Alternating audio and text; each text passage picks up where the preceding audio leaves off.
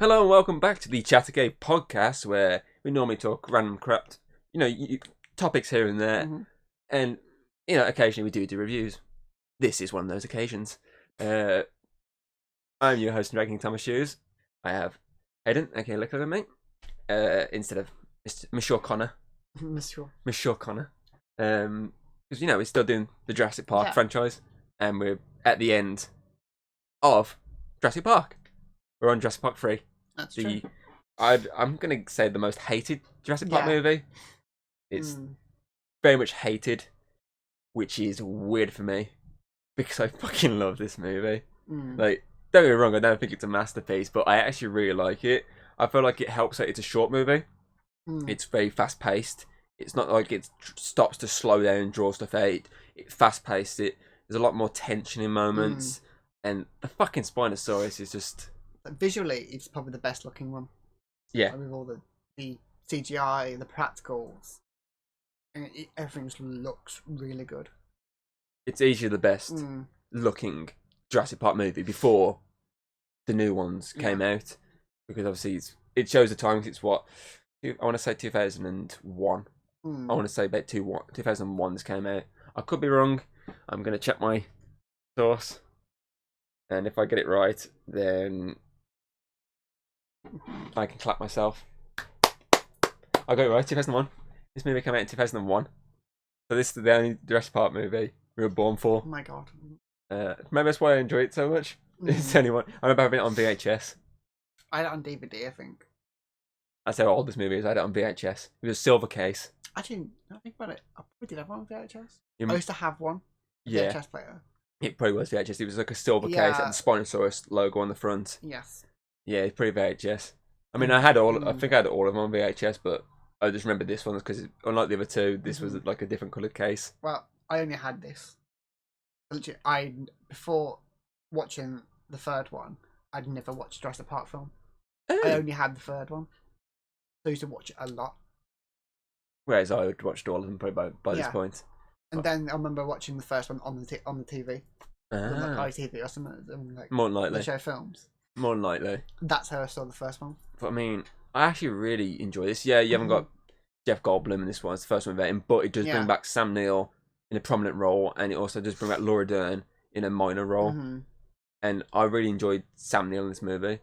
It shows his character development from the first one. And the fact he's more with kids now.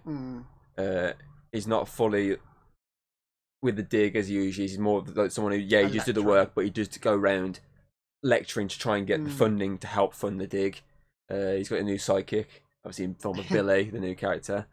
Obviously, again, just like the last one, the new characters aren't the greatest. Obviously, you got the family characters. You've got the guy that you said looks like a nonce. You got the one who looks, as you said, Ellen. Ned Flanders. Ned Flanders. You got Ned Flanders, Ellen DeGenerate, and then you got the two not meant to look like mercenaries, but clearly look like mercenaries. You got the guy who's claiming to be a mercenary, and it's like, he's doppelganger. He's the dad's doppelganger. I'm not a mercenary. I'm literally just someone who basically organises it. Like he's the guy. He's the booking agent that sits behind the desk. You desky. It literally sounds like someone's just insulted him. You desky. But yeah, the characters aren't the greatest. Obviously, you got the kid as well. I can't remember the kid's name. She shouted like a million times. She shouted like a million times in this movie. And the name's already Eric. You got Eric. Yeah. I was trying to say his name to my head, going A B C D E F G. But yeah, Eric. You got him as well. He's probably the more badass of the kids because he actually knows what he's doing. For the fact he's lived on this island for 8 weeks. For the fact at the start, the opening for this is him and his uncle getting stuck on the island. You find out his uncle's dead and he's stuck there for 8 weeks, surviving using T-Rex piss, stuff from the vending machines, and just basically supplies that like a smart kid would use until obviously everyone else comes and helps him. And he's probably like the best of the new characters because he's a bit more different to the other kids. Because he's not this one who's running screaming. He's actually helping. So there is that. He saves Alan. Yeah, he does. He saves Alan from the the raptors and then the compies. But yeah, he's probably the best of the new characters. but in terms of dinosaurs, obviously, this is the Spinosaurus for the first time ever. Oh my god! And the Spinosaurus digitally and practically looks really good. We get obviously other stories like the Coryphosaurus, I think I said earlier. Yeah. Obviously we get the. I've already forgot the red dinosaur's name. I said it. Oh my god! Yeah. We literally googled it while watching it. I forgot the fucking dinosaurs. You get obviously the CGI red dinosaur with a horn in its noggin. And Caracas. I mean, I had Caracas. It's something like that. The carrot dinosaur, we'll call him Carrot Top. And obviously we get Ankylosaur for the first time. We see obviously the Brachiosaurs and all them. We see all the different dinosaurs. Most of them CG, which do look fucking really good. And then obviously the certain ones do get the practical counterparts: Spinosaurus, T-Rex. I think some of the obviously our aerial friends are practical. Some of them, like the little ones, are practical. Yeah, definitely. And I think some of the shots of the bigger ones, like the close-up shots, are definitely a practical, like head at least. Obviously, it's a bit of a different story because it's more a rescue mission than before. Cause, yeah, you went there to get obviously Sarah back, but it wasn't more of a rescue. He was just there trying to convince her to come back. Whereas this is more of a he's trapped. We need to go save him, and everything just fucks up along the way. Obviously, raptors get redesigned. Obviously, the male raptors at least have quills on their heads. Compared to the female, who looks like the basic ones from the original, which obviously helps you obviously see which one's a male and which one's a female, which one's the leader as well, which one's the alpha. And as I say, they look really good practically, and the CGI on them looks good as well. What else we got? Obviously, the difference here compared to the last two is no Spielberg, no John Williams, two different people. One that has worked on the franchise. I don't know about the composer, but the director definitely was like a producer or like on set hand or something like that. Cause most like sequels, eventually someone who works on the movie in some way gets the fucking director's job, and it is obvious when you can tell that it's not that. Yeah, he's got the family dynamic which usually is in Spielberg movies, but you can sort of tell that it's not a Spielberg movie. Just one of the things is about the runtime, for the being an hour and a half. Most Spielberg movies are quite long and drawn out, whereas this isn't. But that does work in its favour. Because I feel like an extra half hour it would have dragged a bit too much because there's not much they can do. As soon as they get the kid, that's it. You don't need anything else. You got the kid, you can get out of there. Everything can go wrong then and just get off the island. So there is that option. I would say idea that it being short is what makes it a bit more edgy-ish seat, fast paced, entertaining popcorn flick rather than this drawn out. Few fast paced moments here and there, but slow down moments here to breathe. Yeah, you just have these slow down moments, but they're not as long, which helps it run better. Helps the pace. It helps the pace a lot better than it would if it was a 2-hour movie and they've slotted in these slow down moments, because I honestly can't really see where they'd put them in. Because when you're watching it and you look at it, you go, no, that makes sense how that is that pace. When the characters actually need a breather, that's when the slow parts need to be. Yeah, but obviously they do that in a shorter way than like the old ones where it'd be like a 10-minute of them just talking and walking, whereas this is more like a 2-minute. Don't need too much. Raptors. Because at the end of the day, you don't need to give a shit about any new characters. Just Alan. You need to care about Alan, and you've already learnt about Alan. Already, so it's just a case of get this done. Just fucking go for it, and it does go for it. And there's a lot of really cool sequences in this movie. The start as a Spinosaurus introduction is really well done. The fact that it's showcasing that it's got longer arms, so it can like rip obviously the plane a bit more, push it around. Its snout can actually go into the plane further and drag people out. Obviously the T-Rex fight, when that comes into play, and it's showing the fact that this is a stronger creature than the T-Rex. Obviously the raptor scenes when it's chasing them through the pack of dinosaurs into the forest, when it's showing the fact that these raptors are using a live person as bait to try and draw people in, and obviously that, and then obviously you got the second Spinosaurus scene, which is a bit of a quicker one, but then you got the obviously the dome scene when they're inside the obviously aviary. It's showcasing the more like scarier. It's darker, it's mistier. There's a lot going on here, and then of course you got the boat scene with the Spinosaurus to end you. Yeah, you got the raptor scene at the end, but that's quite quick. It's not drawn out massively. Obviously, big scenes. The Spinosaurus end fight is quite big because, as I say, a lot of it's done practically. A lot of that sequence is practical. Like an actual fucking metal cage with them in underwater. The Spinosaurus actually being obviously a prop rather than a CGI counterpart. Yes, it cuts the CGI towards the end of the fight, but that's because the fire. But even when the fire happens, some of the shots it's practical. It's a practical Spinosaurus within the fire. So that is really well done. The only time it's really like CG is when it's going for the guy, you know, in the crane. Oh, it's when it's moving really quick. That's the only time it's really CG. But most of it in that sequence is practical, and I will give a lot of credit for them going the practical route of there. They could have just gone CG of it attacking, and only the practical close-ups of the head trying to go for the cage, but it doesn't. And obviously you got that intercut with obviously the Ellie coming back into it at the end. Obviously the humorous thing of the kid trying to find his mom, but gets distracted by Barney the dinosaur. And it's intercut, like they're there screaming for their lives as this Barney's attacking, and it cuts back, ABC and 1, 2, 3, and it's just like, whoa, this is like the weirdest of cuts. It's funny. It's really like well cut for the fact that it's people basically dying, and then it's a kid just having fun watching Barney the dinosaur. That's quite a funny like way of them cutting it, but it's very similar to the terrifying cut from the last movie with the family screaming. It's cut to Jeff Goldblum yawning. It's that kind of cut. But this is not like one cut. It's like back and forth between them screaming, trying to grab the phone, and then this kid watching Barney the dinosaur, and then trying to tell his mum the dinosaur man's coming, because obviously he calls in the dinosaur man because he plays dinosaurs with him, which is quite cute. But yeah, that I understand why he gets hate, but I don't hate it. Honestly, I prefer it to The Lost World. Probably because the shorter runtime and the Spinosaurus being a major part of the storyline. But yeah, I don't know why he gets so much hate. Maybe it's because it's not Spielberg behind it. Like he hasn't has. Whereas you look at Jurassic World, he had a lot of creative control. Spielberg did. He was a producer, but he was on set. He was hands on.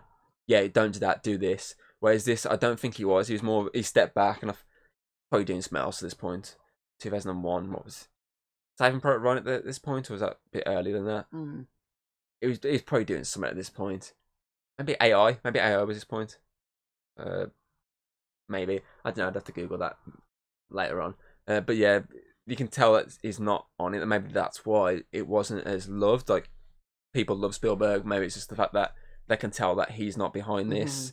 The fact John Williams' iconic score is in there, but I don't mind the score. I think it's quite decent. Yeah, there's a lot of callbacks to the old score, which, if you think about it, the last one had anyway. The last one had a lot of callbacks, but there's a lot of new themes. Like, I like the aviary theme when you hear the drum beating before you see the shadowy spectre in the fucking mist, and it's like, oh shit. I like that aspect. But I do like the aviary scene in general. I like the build up of it, and then obviously the noble sacrifice of Billy, who obviously, spoiler alert, doesn't die. But I like the fact that, unlike the last movie when the guy kind of accidentally died, this is more of him literally throwing himself off a cliff with a parachute to try and save the kid. And he clearly knows when he jumps it's that redemption arc as well. Yeah, it's redemption for stealing the eggs. But he clearly knows at this point that there's a chance that he's not getting back up from this. Obviously he does, but it's done really well for the fact that he completely doesn't save the kid. He distracts him enough to get the kid away, but he doesn't save him because he completely misses, and then gets attacked by the obviously pterosaurs and whatnot. And then on top of that, there's the whole bit in the water when he's actually running, which is I think one of the shots of the DVD case or the Blu-ray case. That is what they use for the separate Jurassic Park 3 edition. They use that shot of him running with him behind, which is a really cool shot. And obviously when they get him in the water, there's the moment when you see the blood and you think, he's dead. He's dead. And then at the end it's like, oh no, he's back. He's on the chopper now, everyone. Here's your hat. So that's your redemption arc. You didn't just save the kid. You saved Alan's hat, and that goes far. It's more important. That goes far in my book, saving Alan's hat. It's just, I just don't get the hate. I just really like this movie. I think most of the hate probably comes from, like I said, no Spielberg, no John Williams, but also the whole fact that they kill the T-Rex off. Yeah, a lot of people, I think a lot of people were pissed by that, but I mean... Yeah, because back then, T-Rex was the most... I mean, it's the poster boy. Favourite dinosaur. The poster boy, isn't it? It's the logo. Yeah. It's like, oh, this is one of these in every single one. I mean, you should realise straight away when you look at the logo for that one. It's a Spinosaurus. You should know straight away. T-Rex is a bitch. But I mean... So people are going to get pissed off with Dominion for the fact the opening kills off a T-Rex. Yeah, maybe not with the main T-Rex in the movie, but are people going to get pissed off at that fact? I think some people are just a bit pissy about stupid things like that. Yeah. I mean, I didn't mind that. I mean, at the end of the day, Spinosaurus is a stronger beast. It was going to kill off a T-Rex. You've had 2 movies with a T-Rex running riot. You need something different here. So it makes sense switching it up to something that, as seen by the water scene, can go in different places. It can swim. It can run on land. It's just a more ferocious beast. It literally kills the T-Rex by snapping its neck. That shows how much of a beast it really is. Because if you think about it, the T-Rex, the first one, it wasn't really after them. It just kept accidentally finding them. Second one, it was going after the blood on the jacket, so it wasn't targeting them. It just after smelling the blood. And this one, the Spinosaurus, is generally hunting them. Down.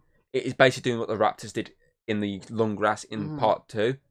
So this shows why the T-Rex had to die at the start. Obviously, they could have maybe done it at the end where it saved them and sacrificed itself, but I feel like it's doing it straight away shows who the real beast on this island is, which is, pretty cool. You can see, like, it's a lot more intelligent than T-Rex. It knows to break the neck. It knows, obviously, to wait. And there's the whole scene when they're all like, whose phone's it's not. I didn't have the phone. You had the phone. No, it was like Nash. Nash had the phone. And the whole turn, and he's there waiting, watching for them. Like he knows they're gonna start running. I'll wait for them to see. He wants. I think he wants them. To acknowledge the fact that this is going to be fun. Like it's a hunter. It's basically the Indominus Rex of this movie. It wants them to run so it can hunt them like they are the animals. Which in this case they basically are the animals of the movie. And then you got the point of the fact that it realizes it's trapped behind these bars, and it's like, well, that's not going to stop me, and just plows straight through to get its prey. Like they managed to find like a hole, get through, and he's just like, okay, you're free, but I'm not stopping it. I'm coming after you no matter what. Straight through the bars. I'm coming after you now. Like that. I just love the Spinosaurus. I absolutely love it. This and Dinosaur King is what makes me love Spinosaurus. And I think it's the documentary series Planet Dinosaur, which was on the BBC. There was the opening episode, if I remember correctly, it was about the Spinosaurus, and that was pretty cool. So, I mean, it's a really cool dinosaur. I mean, the fact it's on sale. I mean, they make reference when after the first scene, they're like, "Oh, what was that?" And obviously Billy's like, "Oh, it's the Baryonyx." He's like, "Nah, it's I think it's Suchomimus first because the mouth is like the mouth is really long." And he's like, "No, I think bigger Baryonyx." And he's like, "Not with that sale." He's like, Spinosaurus, Spinosuchus Egypticus, something like that. He says, which is probably the most like actual name they've given like one of these animals. I don't think they've ever like go into detail in terms of like their actual proper name. He's like, no, it's a Spinosaurus Egypticus, which is Spinosaurus, which is really cool. It's just, I just don't hate the movie. I don't. It's no masterpiece. It's not perfect in any way. I wouldn't say it's the best film. I mean, you had a better idea for how Alan could go to the island, didn't you? Yeah, the idea of like, instead of it being like this random like family's couple, son, just like my son. Like they don't even tell him. Oh, reason why we're here now. Oh, my son. Would think like he'd go? Why would he go over to the island just for some money because they want to go? Like look at the island. Obviously the idea with that is the fact that he's going above the island. He's not going to the island. It's like, it's essentially it's a quick bit of money. Yeah. But at the end of the day, you should realise from the first one. Like, I offered like a quick bit of money just to look at the island before. I wouldn't go that. But obviously in this case, it is the idea of I'm going to be above the island, so you can sort of be like, okay, I can let that slide just a little bit. I'm just flying above it. But a better idea would have been if it wasn't their son, but it was his son. Yeah, it was Alan's son. Yeah. Like from a previous like like a previous relationship before Ellie or something, or maybe theirs that they share, but he looks after maybe or something. The whole idea of when you look at timeline wise, it'd have to be before they got together, or if they were together before. It makes sense being before like a previous marriage or something. And obviously, then there's the idea of because he's like the older guy who was with the kid would then be like that family's brother or son or something. Yeah. Like something related to them, and obviously that gives them the reason for both teams being there at the same time, which would make sense. Like they could have even not even gone together; they could have gone separately and like met in the middle. I'm like, oh, what the hell's going on here? I was like, oh yeah, shit, we're both here for the same basic reason. Like the whole plot point of the first one is making him actually kind of want kids now. Yeah, and then they never show him having kids. And at the start of this one, it shows you again he likes kids for the fact that he's with he's fine with kids now. He's with Charlie. Who likes not their. Yeah, it's because that's the thing. That's what you said. You like the idea that the fact they build it up looking like it's their kids. Because I mean, obviously she's holding the baby. Obviously Charlie's playing with the dinosaurs, and then next minute the dad actually turns up and it's like, oh, okay, he's not with them. So it is that idea. It's that idea of obviously teasing you, like, oh shit, they actually got stayed together. I had the kid, and it's like, no, they broke up. See, because I watched this one before watching the first one, I never thought they were together. So I just thought they were just friends. And then they were friends in the first one. I didn't realize they were together. So it's like... It's not really obvious in the first one until Jeff Goldblum makes that quote. So it's like, oh, is she like single? And it's like, no, she's not. And he's like, oh, you're together. That's the only time you really acknowledge the fact that these two are a couple. And then obviously this one, it's like, oh yeah, they're not a couple anymore. They broke up at some point between 1 and 3. It's never explained why they broke up. Because as we said, it can't really be over the fact that he didn't want kids, because he kind of is okay with kids now. Yeah. Unless he's okay with other people's kids, he's just not okay with having his own. Maybe that's why. Who knows? But I gave you the idea of, oh, what if Billy was like like his son from, like, as I say, previous marriage, and then that would give more emotion when when he betrays him by getting the eggs, and then the even more emotion of when he thinks he's lost him to that moment. Because I mean, that was a pretty like sad moment when he's there like screaming "No, Billy" as he jumps off, and then you just hear him shout Billy in the background. That's quite an emotional scene. That would have been a lot more emotion within that if Billy was his son from obviously previous marriage. Because at the end of the day, I explained this to you already. Fucking obviously, there's a big gap between obviously age-wise with Laura Dern and Sam Neill in the first one. There's like a 20-year age gap. So by the point of this one, he would have been in his 50s at least. So Billy's what? He's got to be in his 30s. So that could have been like a reckless thing that happened when he was in his 20s. And that's obviously that's what made him hate kids in the first one. But then when he liked them, he reconnected with his son, and they actually teamed up on digs and what. And like the idea of his son never calling him dad. He just calls him Alan. Until maybe like even when, the ends, maybe. Even when he's a raptor, he calls him Alan. Yeah. Alan. Remember a cool idea with like at the end when he still survived. That's when I was, hey dad, here's your hat or something like that. No, here's your hat, dad. And he's like, I like someone's cutting up onions in front of me. It's so sad. It's a really sad moment. Oh. But no, they went with this sort of plot. This is the reason we should be writing these movies. When we have the more cooler, more emotional arcs that fully solidifies the reasons from the first movie, and not just random things in here. Wow, this is why you should hire us. Our scripts may be lazy, but we know the good story. The overall story is good. It's just the actual details. Yeah, just the details and the dialogue's just like really bad. Don't talk about that. Yeah, we don't talk about that. Just hire us on the story, but it's this. Someone else can fucking fix the writing. Yeah. Just pass it around, people. But yeah, there's a lot of things that they could have done different here, which would have made it better. But again, I still don't hate this movie. That's how you know I don't hate it. I said it's so slow then. I don't hate this movie. It's like how... someone's going to cut that together now and say, I hate this movie. I'm like, oh, fuck, I said it then. I've made it easier for him. It's like, so I watched it, just this one on its own as a kid. So the fact that it can still work at its own film, that's a good sequel in a way. At least you could watch this, nothing about the other Jurassic Parks, and it's fine because it still kind of introduced the idea of these are dinosaurs. Yeah, I think obviously the main criticism, obviously we pointed out as well, obviously, the raptor scene when he's saying Alan is in the dream, that's stupid. Yeah, but we said the fact that he's seen the quilled version of raptors, which he's never seen, that would have made sense being the classic raptors from the first one, or even just the female one. Because that one looks a lot similar to the first one. Yeah, obviously, it's just his dream, so he could have coloured it any way he wanted to. So that would have made sense rather than the quill version that he does see. Yeah, the scene's stupid in general. But it makes no sense being in the quill version that pops up in front of him going, Alan! That just didn't make any sense. But I do like the fact that the idea of this one, as I said to you, the last one they had the hunters there with the tranks and that.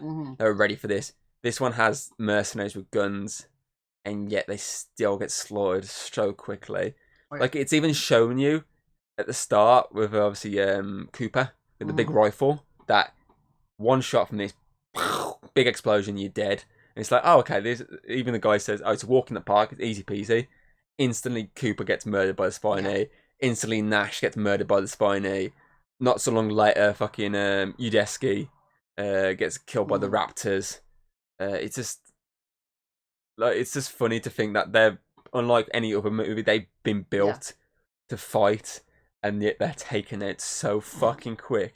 And yet the ones that survive are fucking a hardware store man, someone who's crashed their car 3 times. They totaled their car 3 times. Twice. 2 times at least. One was just the SUV. An old guy who's just about surviving dinosaur attacks twice, and then a kid who's been stuck on the island for 8 weeks, and it's like okay, they survive. Like normal people survive.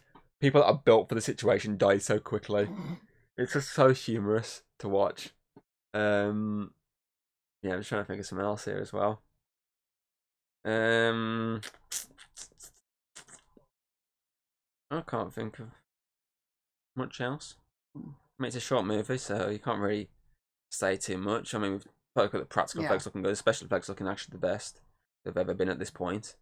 Characters being a bit bland, apart from like 2. Story being meh, but still okay, still entertaining. Works for its own sequel without having to worry too much if you haven't seen the others. I think we've covered all the bases. It's quite a quick film. So. It is a quick film, so let's just keep moving forward then. So rating wise, as I said again, I don't hate this movie. I don't know how many times I can specify I don't hate this movie.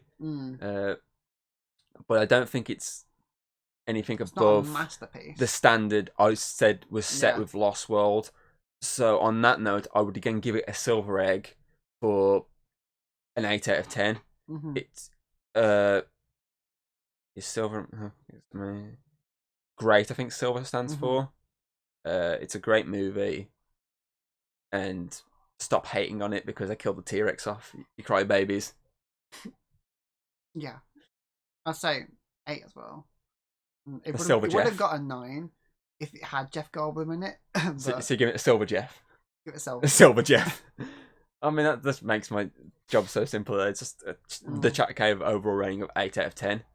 Okay, MVP. Jeff Goldblum. He's not in the film, but he deserves it. I want to say the kid. No, Alan's in it and he's great, but I want to give. No, you know what? Let's give it to the dinosaur. Let's give it to the Spinosaurus. Yeah. For coming in and stealing the show and it pissing off a lot of people for what he did, and we're probably going to piss off a lot of people for giving it to the Spinosaurus. I'll get to him. But I mean, Spinosaurus is the greatest thing in this movie, so I want to give it to the Spinosaurus. I mean, this Spinosaurus, it knows comedy timing. If that just waits there like with the phone. Yeah, it's like, come on, son, I ain't got all day. So yeah, I feel like Spinosaurus gets the MVP. I don't know. We never thought about giving dinosaurs MVP awards before. Oh yeah. We didn't do it before, did we? Oh well, I think of everything. Because Jeff Goldblum's there. So yeah, he just mesmerised us. I mean, blood for me was rushing elsewhere. So yeah, Spinosaurus MVP. Runner up, I definitely think the idea for the kid. I do like Sam Neill's character, but I don't like the fact that obviously they're split up and he gets shafted. He gets shafted basically. I like the fact the kid managed to survive on this island for 8 weeks by himself. Yeah, I think that shows, but basically is this surviving character. So I do like the fact that. So I feel like that should be the reason why we give him the MVP on this case, because he's smarter than any kids we've had so far in this franchise. He's more badass than any kids we've had in this franchise, and he's not just running around screaming like the kids we've had in this franchise. Oh yeah, because he basically has the knowledge of Tim from the first movie, but then he has the badass side of one of the adults, the brave side of say like Jeff Goldblum when he's obviously running with the flare, or Billy when he's jumping off the railings to save him. He has that smart aspect. He's not someone who's just running away and screaming like most of the kid characters so far. He's someone who actually gets stuck in and he's actually doing a good job. He's basically like a version of Alan. Yeah. He even has his own claw. Yeah, which is why we said obviously he would have worked better. Because he even makes the comment of, "Oh, I read your book. Referred you before you were on the island when you liked dinosaurs." Yeah, for the first one because that's when you actually liked dinosaurs. I like the bit when Alan's like pestering. And I was like, "So you read Malcolm's book?" And he's like, "Yeah, I just thought he was a bit preachy." He's like, a bit confusing with all the chaos. Too much chaos. Too much chaos. I do like the fact that they do acknowledge Malcolm in this. Yeah. And the fact that he was the one on this island last time. When obviously that's the whole reason to kidnap Alan. She's like, oh, you know the island. He's like, I went to Site A.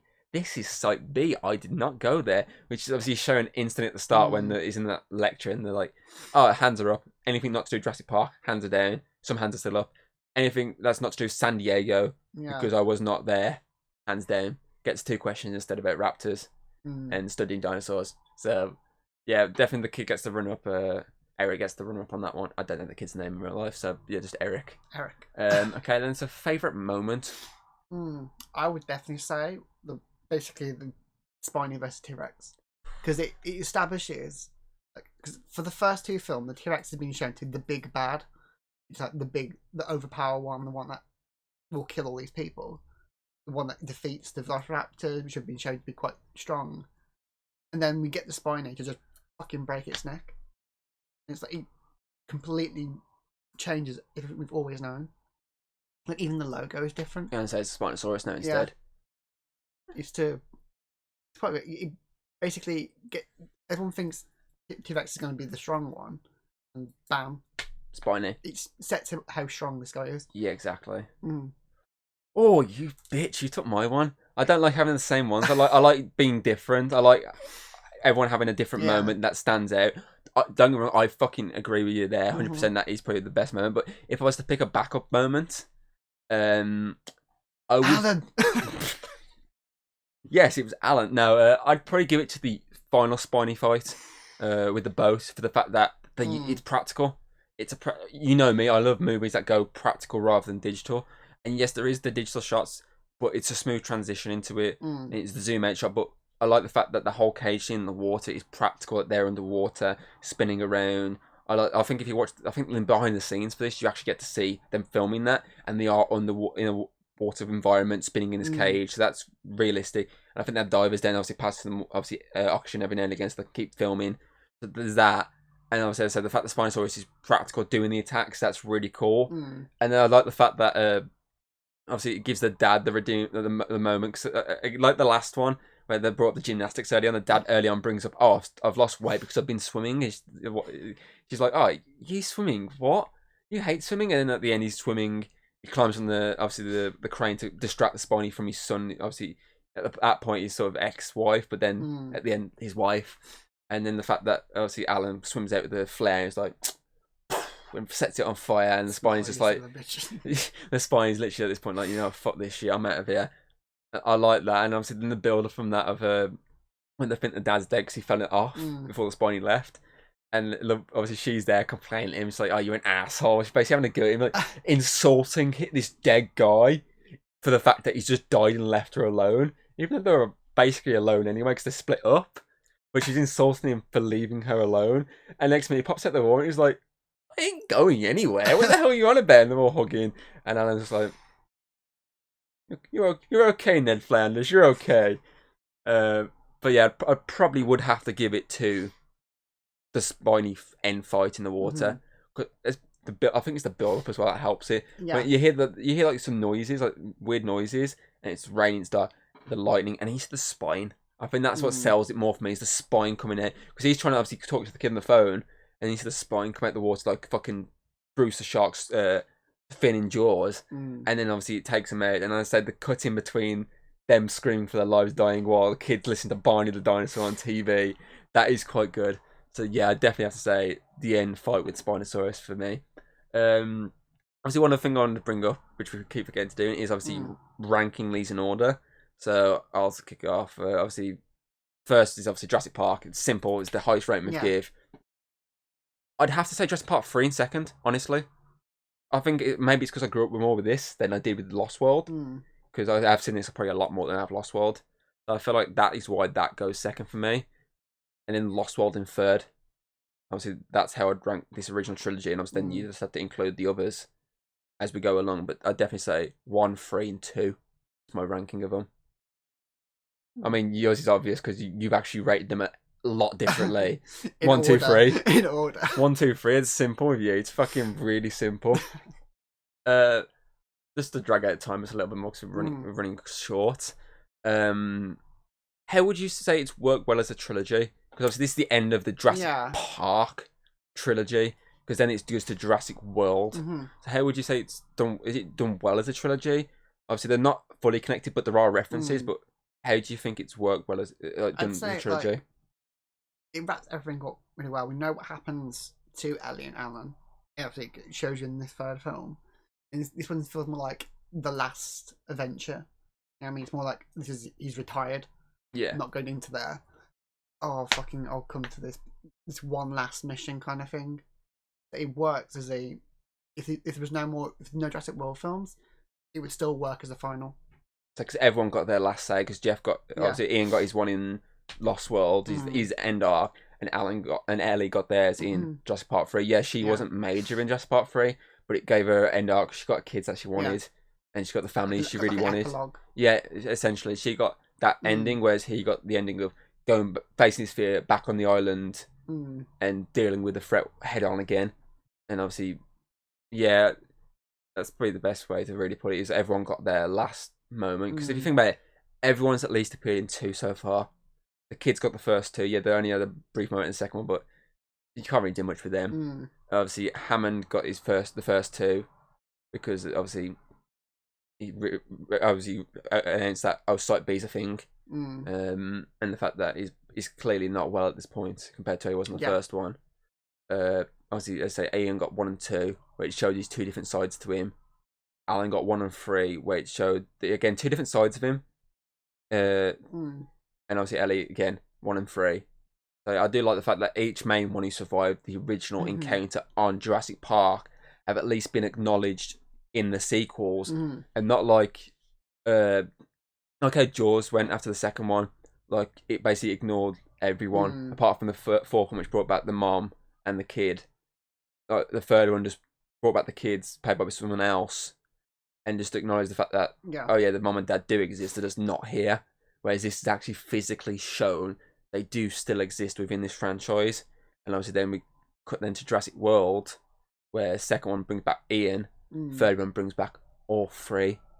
So I do like it. I do agree it is like a good closing chapter. A lot of people will disagree with the idea of the fact that they hate this movie, but I think it definitely is a good closing chapter for these movies, because I do feel like this movie is needed because of Alan not being part of Lost World, because he was like the main character of 1, and it makes no sense him not being around once more. So it is a good closing chapter for him, since Ian's got his already. But obviously it's not the closing chapter, it's the beginning of a different story, for the fact that this is basically them shutting the book, but the book's not fully completed. And then next is going to be the Swan Song, which everyone's expecting at least one of them to die in Dominion. A lot of people are expecting Ellie to basically die in that. A lot of people are, and obviously that gives more emotion to Alan. That's what a lot of people are expecting, one of them to at least die, which makes sense, because this is the end of the Jurassic saga. It makes sense one of your OG stars dying. So, I mean, it's literally like that Halloween. Yeah.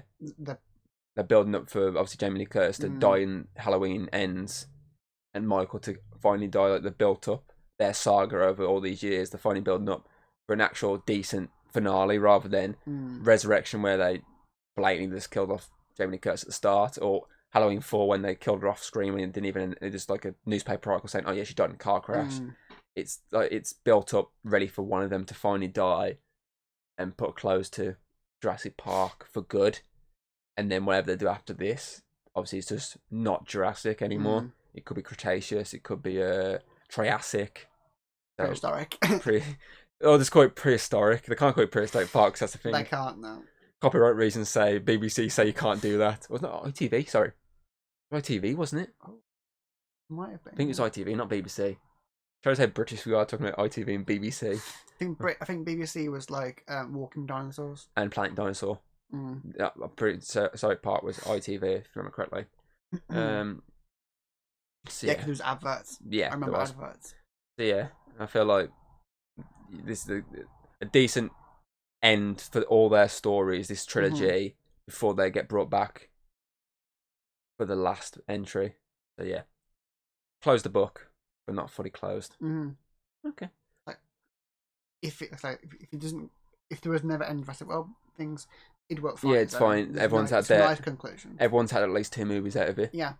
But obviously, now with Jurassic World, everyone gets the extra movie. Obviously, Jeff Goldblum gets the extra one because that glorified cameo was in Fallen Kingdom. But everyone loves Jeff Goldblum, so it's fine. It's fine. It's fine. I mean, that cameo was way better than Independence Day 2 altogether. So yeah, your thoughts and feelings on Jurassic Part 3 in the comments. If you did hate it, or if you're the odd ones like us that actually enjoyed the movie, tell us. And tell us what you're looking forward to. What you were looking forward to the most when they announced Jurassic World was going to be a thing. Like, so there's a big gap, 2001 to 2015, I think. Something like that. There's a huge time gap, so obviously you think that's the end. No, there's more to come. Like, what you were looking forward to most heading into that new saga, which obviously is something we're going to cover as we go along. So obviously in 2 weeks we will be doing Jurassic World, the reboot, sequel, requel. I think they call it Scream 5. Yeah, a requel, a movie without legacy characters. That one was, apart from like a picture of John Hammond. Yeah, or the statue. Like, go back to the old facility. I feel like the legacy character now is just a T-Rex. That's the legacy character. T-Rex and the T-shirt the guy wears. Oh, he has the props, doesn't he? He has the T-shirt, and she's like, oh, it's like people died there. Why are you wearing that? Yeah, so those are probably the 2 legacy characters of the movie. So yeah, 2 weeks, Jurassic World, we'll cover that. Obviously, Connor more than likely back in between then. So if he's not, then we shall see you when we do Jurassic World next time. Till next time. Bye.